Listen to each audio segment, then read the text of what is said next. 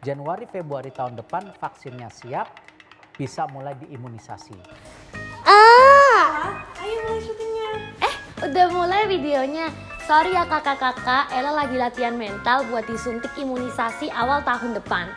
Kata Mas Menteri kan kita bakal divaksin massal Februari 2021. Ella takut suntikan sih, tapi demi kehidupan yang lebih sehat, asik.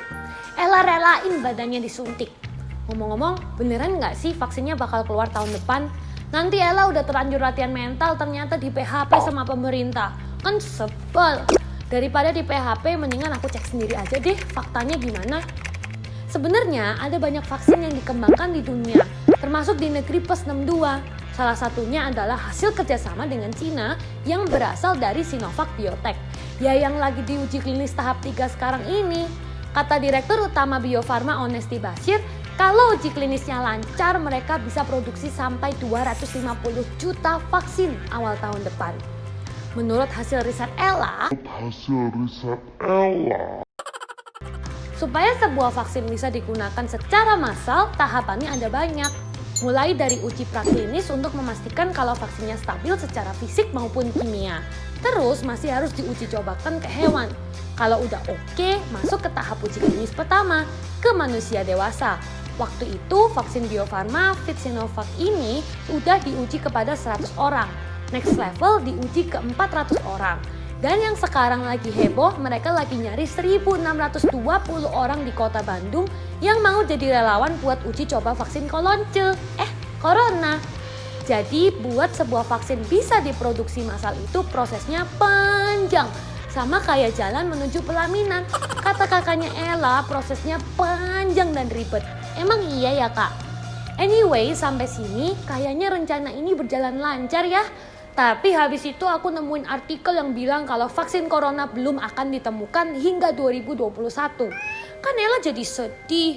Ahli epidemiologi asal Prancis Arnaud Fontanet mengaku heran kalau ada vaksin yang bisa efektif digunakan tahun depan.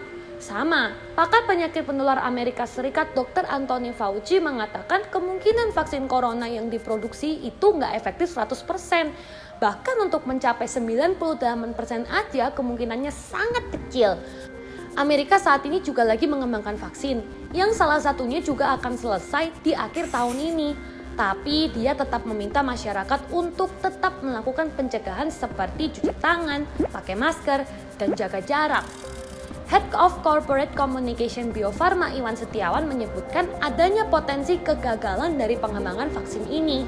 Menurut Iwan, selain negara kita, masih ada beberapa negara lain seperti Brasil, Bangladesh, Turki, dan Chile yang ikut melakukan uji klinis tahap 3 pada vaksin dari Sinovac ini.